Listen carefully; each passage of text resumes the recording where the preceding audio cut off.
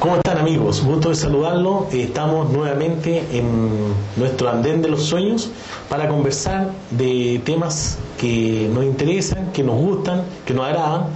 Y tenemos un nuevo pasajero invitado a nuestro andén para caminar, como lo hemos dicho en otras oportunidades, por diferentes lugares, andenes, túneles, todo lo que tiene que ver con esto de la vida.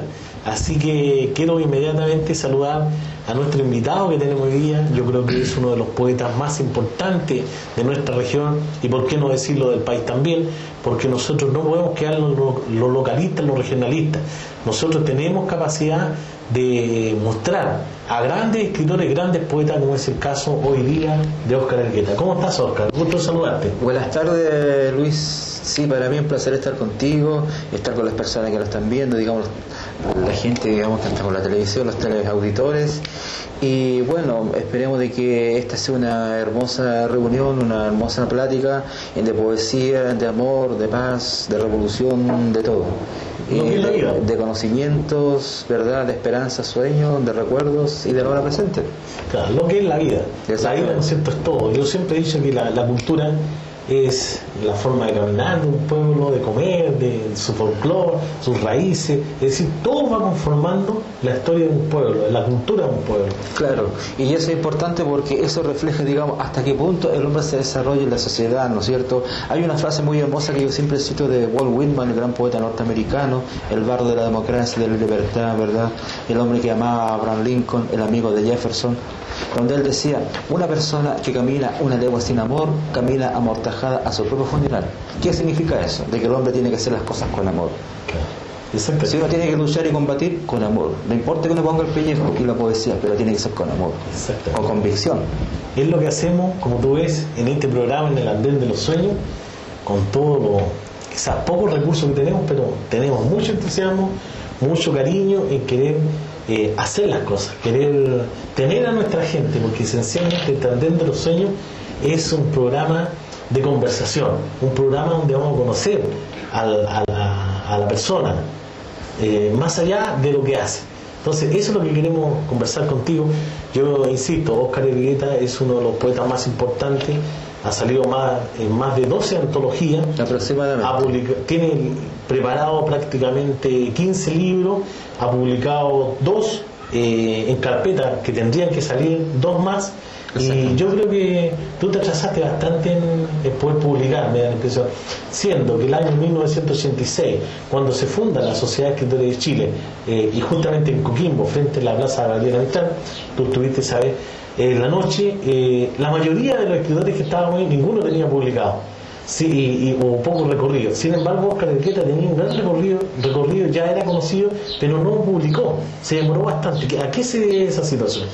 Bueno, preferentemente uno era porque, bueno, uno cuando es joven es un poco impetuoso con sus cosas, a veces un poco desordenado o extremadamente revolucionario en algunas ideas, en algunas posturas, frente a lo que es la poesía y lo que es la sociedad.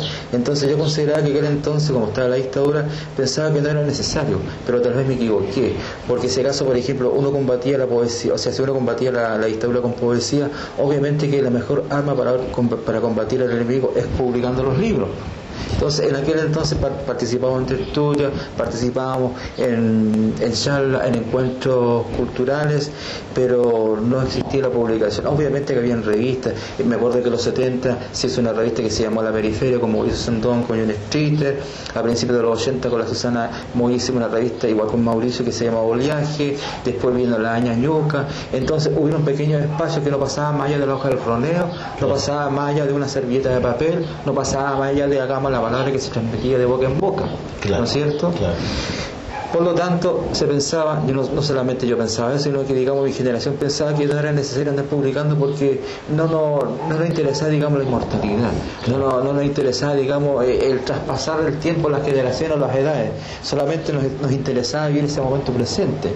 Que yo sé que todos sabíamos que en algún momento esa cosa oscura y mala y nefasta que estaba pasando en el país, que era la dictadura, en algún momento se iba a terminar. Nosotros no sabíamos cuándo, pero sabíamos que había un piso que se tenía que terminar. Por lo tanto no nos apurábamos, y tal vez ese fue el error, no haber dejado algún testimonio, ¿no es cierto?, en aquel momento de lo que se estaba viviendo y lo que se estaba escribiendo. Obviamente que algunas cosas quedaron en revistas, que están dispersas, y algunas cosas, digamos, se salvaron. Justamente, pero, es decir, yo creo que el libro, digamos, que era lo fundamental, importante también, como dice, como testimonio, no estaba. Pero sí, existe, digamos, el testimonio en las revistas. Recuerda tú que fuimos una de las ciudades en el país que publicó más revistas en un momento determinado. Publicamos casi 25 revistas de una sola tirada en un mes. Sí, la Periferia, el Huitrón, la Pilada, la Ñeñuca, las que mencionas tú. Es decir, una cantidad enorme de revistas. Y ahí está. Claro que había revistas que aparecían con un número y desaparecían, otras que se mantuvieron en el tiempo, como el caso de la Ñeñuca, que todavía no existe, del poeta Samuel Núñez. Pero estaba. Pero yo creo que concuerdo contigo, creo que es un error no haber pensado y haber hecho el esfuerzo de la publicación. Imagínate tú 15 libros y escasamente tienes publicado 2. Claro. Cuesta publicar, indiscutiblemente. Sí, sobre todo en aquella época, cuando yo recuerdo que yo ya estaba casado, ya trabajaba en el POG, y uno con 5.000 pesos al menos sobrevivía. Entonces, me estaba hablando del 85, ya por dar una idea. Entonces, uno, ¿cómo iba a sacar dinero para poder publicar un libro si un libro en esa época costaba como 200.000 pesos? Claro. Entonces, era un poco difícil. Pero sí, bueno, yo, como soy una persona que persiste en su idea, soy un poco porfiado en eso, y nunca me he quedado atrás, digamos, con lo que es la literatura, lo que es la escritura, porque si una persona quiere madurar, quiere tener su lenguaje, quiere tener su ritmo, quiere aprender de lo que está haciendo, tiene que hacerlo constantemente. Claro. Es como el tren, por ejemplo, nosotros estamos en el andén, viene el tren de los sueños, nos subimos al tren, viajamos en el tren y sentimos sentimos el sonido del tren, ¿no es cierto?, cuando las ruedas van, ¿no es cierto?, caminando por ese tren. Así uno también siente el sonido aquí en la mente y uno empieza a escribir y se va en el andén de los sueños, escribiendo y viajando, soñando a la vez. Pero por lo menos el año 99-2000 rescaté un poemario que fue escrito en el año 88 que se llama Estación Empalme y que fue publicado en el año 2000 por la editorial Mosquito a través de un proyecto que hizo Javier del Cerro. Entonces, cuando yo conversé con él, yo dije, claro, yo voy a publicar algo, pero que sea de los 80, pero que represente lo que es el 2000. Entonces me dijo, claro, entonces publicamos cosas del 80 y del 2000. Yo le pasé el poemario, esta serie en Palme, que tuvo un gran éxito, a la gente le gustó. Entonces, ¿cuántos libros se publicaron de ese texto? 500 ejemplares. Entonces, reflejaba la época, digamos, de los 80 en ese libro. Pero es uno de los tantos libros que yo publiqué del 80, digamos, o sea, que yo escribí del 80 al 90, por dar, digamos, una cifra, por tener una idea, digamos, de cómo uno trabajaba los textos, claro, de cómo uno iba escribiendo, de cómo uno iba madurando, ¿no es cierto?, en ese tren de los sueños en el cual ahora estamos viajando. Y Óscar Elgueta proviene de una familia modesta, una familia medianamente acomodada. No. ¿Tu padre qué es lo que hacía? Bueno, mi padre era un trabajador como todos los trabajadores de este país.